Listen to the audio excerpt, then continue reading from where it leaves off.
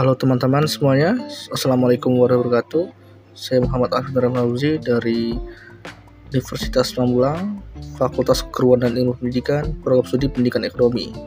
Di sini saya akan memenuhi tugas video pendidikan yang hidup tentang bagaimana cara kita jadi seorang yang peduli akan lingkungan hidup. Oke teman-teman, selamat menyaksikan. Oke teman-teman, sebelum kita mengetahui bagaimana cara kita peduli atas lingkungan hidup, kita perlu mengetahui apa itu pendidikan lingkungan hidup. Oke, jadi lingkungan hidup sebagai kesatuan ruang dan semua benda, daya, keadaan makhluk hidup termasuk manusia dan perilakunya mempengaruhi alam itu sendiri. Nah, dalam ilmu ekologi, alam dilihat sebagai jalanan sistem kehidupan yang saling terkait satu sama lainnya. Nah, di sini juga ada pengertian lingkungan hidup menurut para ahli. Pertama itu adalah istilah lingkungan hidup pada bab 1, pasal 1, ayat 1, Undang-Undang Nomor 32 Tahun 2009 tentang pengelolaan lingkungan hidup. Jadi, lingkungan hidup adalah satuan ruang dengan semua benda, daya, keadaan, dan makhluk hidup termasuk manusia dan perilakunya yang mempengaruhi alam itu sendiri. Langsung kehidupan dan kesejahteraan manusia serta makhluk hidup lainnya. Nah, ada pengertian lainnya. Jadi menurut Manajat Danusaputro, lingkungan atau lingkungan hidup adalah semua benda dan daya serta kondisi termasuk di dalamnya manusia dan tingkah perbuatannya yang terdapat dalam ruang di mana manusia berada dan mempengaruhi kelangsungan hidup serta kesejahteraan manusia dan zat hidup lainnya. Sementara itu, menurut Otto Sumarwoto, lingkungan hidup diartikan sebagai ruang yang ditempati suatu makhluk hidup bersama dengan benda hidup dan tak hidup di dalamnya. Oke teman-teman, masuk ke pembahasan. Jadi pembahasan pertama adalah permasalahan lingkungan hidup, yaitu membuang sampah sembarangan dan bagaimana dampak buruknya. Jadi sampah menjadi salah satu masalah lingkungan yang sampai saat ini masih sulit diatasi. Kita sebagai manusia adalah penghasil sampah, teman-teman. Namun yang jadi masalah bukanlah sampah yang melainkan perilaku orang yang membawa sampah tersebut tidak pada tempatnya. Nah, seperti apa sih teman-teman? Jadi seperti kemasan makanan, puntung rokok, botol minuman bekas, hingga sisa makanan adalah sampah-sampah yang sering kita lihat berserakan di lingkungan. Awalnya mungkin memang tampak sedikit, namun jika dibiarkan dan akhirnya menumpuk, bisa ini akan membawa dampak buruk bagi lingkungan kita.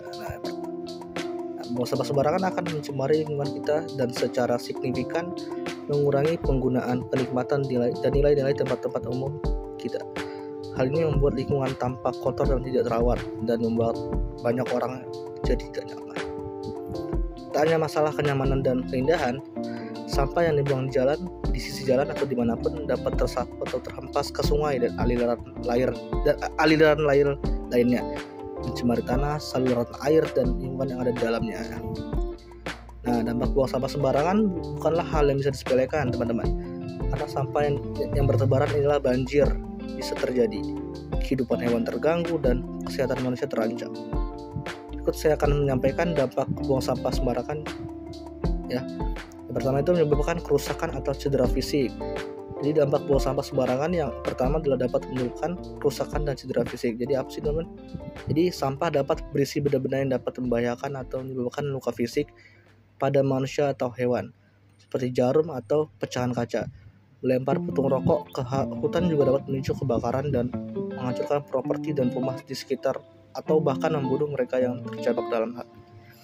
Nah, yang kedua ada mempermudah penyebaran penyakit. Jadi dampak buang sampah sembarangan yang kedua itu buang sampah dapat mendorong penyebaran hama dan penyakit. Sampah dapat menjadi tempat berkembang biaknya penyakit dan menyebarkan melalui hewan yang memakannya. Jika sampah menampung air, dapat menjadi sarang nyamuk yang dapat menyebarkan penyakit malaria yang mematikan. Nah, bahan kimia yang beracun dan penyakit yang menyebabkan mikroorganisme di tempat sampah juga dapat mencemari sistem air dan menyebarkan penyakit yang terbawa air yang berdampak negatif pada kesehatan hewan dan manusia jika air yang tidak bersih atau tidak diolah sebelum dikonsumsi. Yang ketiga ada mencemari lingkungan, teman-teman. Jadi sampah berdampak buruk bagi lingkungan. Bahan-bahan beracun atau bahan kimia di dalam serasa dapat terhempas atau terbawa ke sungai, lahan hutan, lautan, danau, dan anak sungai hingga akhirnya mencemari saluran air, tanah, kawasan hutan, atau lingkungan perairan. Nah, yang keempat teman-teman, itu mempengaruhi dan membunuh satwa liar. Jadi dampak buang sampah sembarangan ya, yang keempat itu dapat mempengaruhi dan membunuh satwa liar. Sampah plastik terkadang disalahartikan sebagai makanan oleh satwa liar di darat dan di laut, seperti herbivora, burung laut, penyu, dan ikan. Ketika dikonsumsi oleh hewan, mereka mengurangi kapasitas perut karena tidak dapat dicerna. Dalam jangka panjang, hal menyedihkan ini akan mempengaruhi kebiasaan makan hewan hingga akhirnya membunuh mereka. Oke teman-teman, setelah kita mengetahui dampaknya seperti apa, kita perlu mengetahui cara atau bagaimana cara mengatasinya atas perilaku pembuangan sampah sembarangan. Oke, mungkin di sini ada beberapa cara untuk mengatasi kebiasaan membuang sampah sembarangan yang masih sering dilakukan masyarakat. Jadi yang pertama teman-teman, itu memberikan sebuah edukasi. Jadi masyarakat yang masih membuang sampah sembarangan karena masih kurangnya edukasi atau pengetahuan mengenai dampak membuang sampah. Pemerintah dan lembaga terkait bisa melakukan sosialisasi tentang bahayanya membuang sampah sembarangan bagi masyarakat. Hal ini bisa juga dilakukan di sekolah-sekolah agar menanamkan pentingnya membuang sampah di tempat sampah sedari kecil. Adanya edukasi ini dapat membuat masyarakat tersadar tentang dampak membuang sampah sembarangan bagi lingkungan. Nah, yang kedua teman-teman, itu diberlakukan sanksi tegas atau sebuah regulasi. Memberlakukan sanksi tegas juga bisa dilakukan bagi masyarakat yang masih membuang sampah sembarangan. Sanksi tegas ini bisa dalam berbagai bentuk, salah satunya dengan denda yang besar. Secara denda tersebut lama-kelamaan akan membuat masyarakat sadar mengenai pentingnya membuang sampah di tempatnya, sehingga tidak ada lagi masyarakat yang membuang sampah sembarangan yang dapat merusak lingkungan. Oke, selanjutnya teman-teman, ada yang ketiga, ada memperbanyak tempat sampah. Nah, keterbatasan tempat pembuangan sampah dapat memicu masyarakat membuang sampah sembarangan. Maka dari itu, pemerintah bersama pihak terkait bisa menambah jumlah tempat sampah di tempat umum. Hal ini penting teman-teman dilakukan untuk mengurangi tingkat pembuangan sampah sembarangan yang dilakukan masyarakat. Oke, yang keempat teman-teman, adanya tempat pembuangan sampah kolektif.